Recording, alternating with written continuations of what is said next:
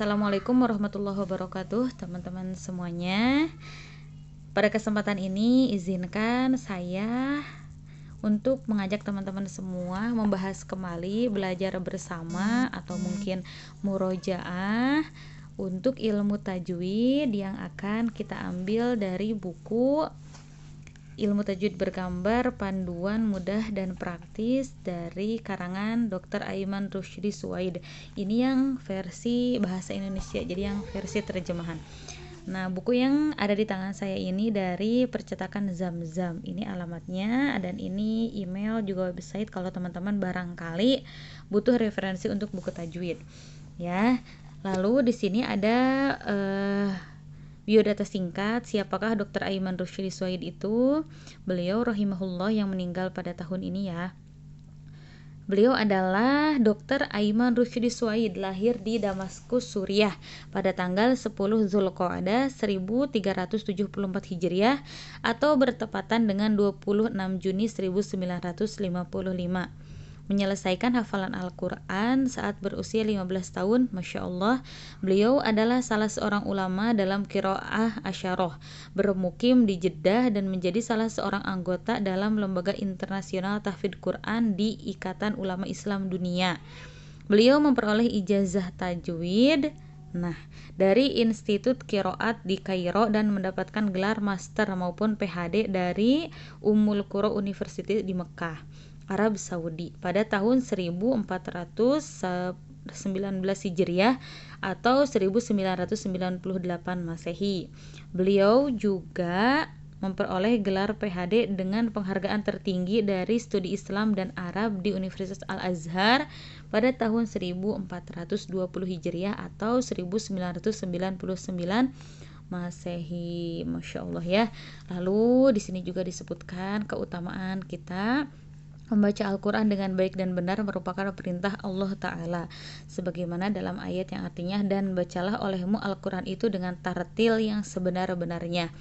Al-Quran Surah Al-Muzammil ayat 70 ayat 4. Bismillah, kita buka bersama-sama.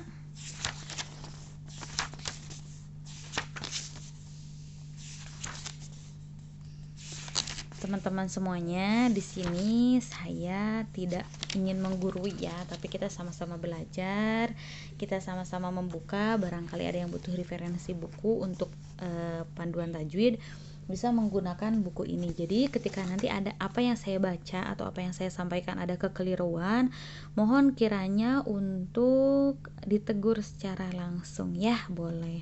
Kemudian di sini di halaman-halamannya setelah tadi sudah ada prakata, kata sambutan dan seputarnya yang biasa di awal-awal buku.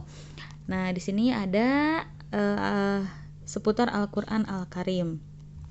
Definisi Al-Quran. Al-Quran adalah kalam Allah Ta'ala yang diturunkan kepada Nabi kita Muhammad SAW. Membacanya bernilai ibadah, tertulis di antara dua sampul kitab. Diriwayatkan kepada kita secara mutawatir. Manusia dan jin ditantang untuk membuat surat paling pendek sepertinya.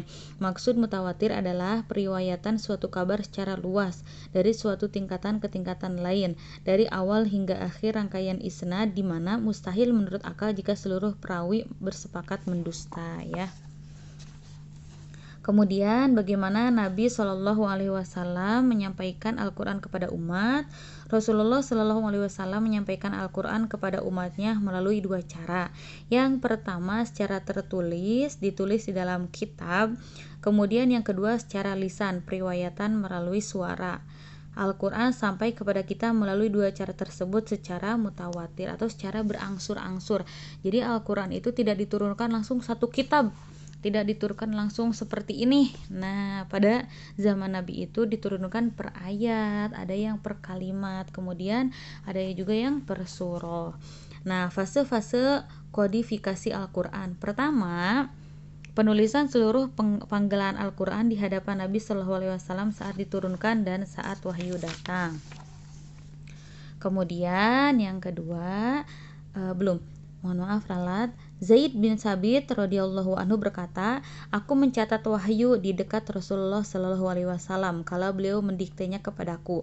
Setelah aku selesai mencatat, beliau berkata, bacalah, aku pun membacanya. Jika dalam bacaanku ada yang kurang, beliau luruskan. Lalu setelah itu aku sampaikan kepada orang-orang. Hadis riwayat Tobroni dengan sanad yang para perawinya siqoh atau terpercaya ya. Kemudian yang kedua, tulisan tersebut selanjutnya disalin ke dalam lembaran-lembaran pada masa Abu Bakar As-Siddiq radhiyallahu anhu. Ya Allah, mohon maaf ya teman-teman ya. Ketiga, menyalin lembaran-lembaran tersebut dalam sejumlah mushaf pada masa Utsman bin Affan. Kemudian Utsman mengirim sejumlah mushaf di antara mushaf-mushaf tersebut ke berbagai wilayah kaum muslimin bersama seorang qori yang ahli untuk membacakan Al-Qur'an kepada kaum muslimin. Kemudian yang keempat, kaum muslimin menyalin mushaf-mushaf tersebut ke dalam salinan-salinan yang tak terhitung jumlahnya. Ya, ini di fase kita semua ini ya, dimana Al-Quran itu banyak cetakannya, banyak dalam bentuk sampul yang berbeda, tapi insya Allah isi Al-Qurannya sangat terjaga. Kelima, muncul sejumlah karya tulis yang mengatur penulisan Al-Quran atau ilmu penulisan mushaf. Ya, iya, di zaman kita ini mulai ada penulisan mushaf itu seperti apa, kemudian dibagi-bagi ilmunya itu ya, insya Allah seperti itu. Kemudian penyampaian Al-Quran melalui suara. Pertama, Jibril alaihi salam turun membawa Al-Quran ke dalam hati Nabi Shallallahu alaihi wasallam dengan lafaz, makna dan hal-hal terkait lainnya. Kedua, para sahabat yang mulia mempelajari Al-Quran melalui mulut Rasulullah Shallallahu alaihi wasallam dan mereka membaca ulang di hadapan beliau sampai beliau akui bacaan mereka, atau biasa kita sebut dengan talaqi ya. Kemudian yang ketiga, para sahabat meriwayatkan Al-Quran kepada generasi selanjutnya dengan cara yang sama dan begitu seterusnya hingga Al-Quran sampai kepada kita. Nah, jadi dari para sahabat itu kemudian diajar-ajarkan lagi kepada yang lainnya, kepada zaman setelahnya sampai Al-Quran itu sampailah kepada kita semua. Kemudian salah satu sanad Al-Quran dengan riwayat Hafiz dari Asim melalui jalur Asy-Syatibiyah. Sebenarnya ini bahasannya agak berat ya teman-teman, karena di sini sudah mulai membahas tentang sanad. Sebenarnya untuk orang awam, untuk seperti saya ini, saya nggak ada hak untuk menjelaskan ini, tapi secara ringkas saja bahwa yang disebut sanad itu adalah mata rantai. Bisa kita sebut secara ringkas itu mata rantai ya, dimana bacaan kita itu akan diujikan, kemudian ditalaki, diajarkan sampai benar-benar betul dari segi kaidah tajwidnya, waqafal iftidanya dan yang lain-lainnya, sampai bacaan kita itu serupa dengan apa yang ditalakikan Jibril alaihi salam kepada Nabi Muhammad sallallahu alaihi wasallam, atau seperti apa yang Nabi Muhammad sallallahu alaihi wasallam ajarkan kepada sahabat. Begitu ya kalau untuk sanad ini. Nah, di sini ada contohnya. Ini sanadnya Dr. Aiman Rusydi Suhaid. Nah, yang pertama di sini ada Dr. Aiman Rusydi. Sebenarnya kalau sanad itu bukan ini yang pertamanya ya, bahkan ini tuh yang terakhir. Tapi sanad itu dari sini, dari yang ujungnya dulu. Nah, di sini Rabbul Izzah Allah Jalla Jalalahu. Kemudian dari Allah kepada siapa? Lewat Jibril diturunkan kepada Nabi Muhammad. Dari Nabi Muhammad kepada Zaid bin Thabit, dari Zaid bin Thabit kepada Abdullah bin Habib As-Sulami, kemudian kepada Asim bin Abu An-Najud, kemudian kepada Hafiz bin Sulaiman Al-Bazzaz. Ini kalau saya pengucapannya ada sedikit kesalahan, mohon maaf ya teman-teman ya. Kemudian di sini saya hanya membacakan ya. Kemudian kepada Ubaid bin Al-Sobbah, kemudian kepada Ahmad bin Sahal, kemudian Ali bin Muhammad, kemudian Thahir bin Abdul Mun'aim bin Ghalbun, kemudian Abu Amr Utsman bin Sa'id Ad-Dani, kemudian Abu Daud Sulaiman bin Najah, kemudian Ali bin Muhammad bin Huzail Al-Qasim bil Fiyuroh, kemudian Ali bin Syuja, kemudian Muhammad bin Ahmad As-Saghid, kemudian di sini kepada Abdurrahman bin Ahmad al-Baghdadi, kemudian Muhammad bin Muhammad, Ahmad bin As'ad, kemudian Muhammad bin Ibrahim, Ali bin Muhammad, Abdurrahman bin Syahazah, kemudian Muhammad bin Qasim, Ahmad bin Rajab, Abdurrahman bin Hasan, Ibrahim bin Badawi, kemudian Ahmad bin Ramadan, kemudian Ahmad bin Muhammad Ar-Rifai, kemudian Muhammad Salim Ar-Rifai, kemudian Abdul Aziz bin Uyun, lalu kepada Dr. Aiman Rusydi Suhaid. Nah, makanya yang disebut sanad itu seperti itu ya teman-teman.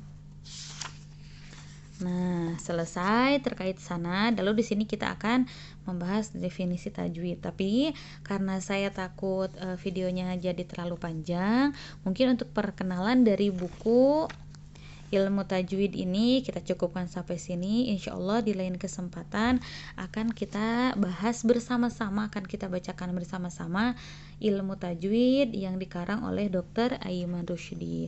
Mohon maaf banyak kesalahan pengucapan nama, banyak kesalahan penjelasan yang saya sampaikan. Sekali lagi mudah-mudahan ada manfaat dari apa yang saya sampaikan. Saya ucapkan jazakumullah khair. Semoga Allah mengampuni kesalahan saya, Allah memudahkan urusan kita, dan Allah memudahkan kita dalam menuntut ilmu. Allahumma arhamna bil Quran. Wassalamualaikum warahmatullahi wabarakatuh.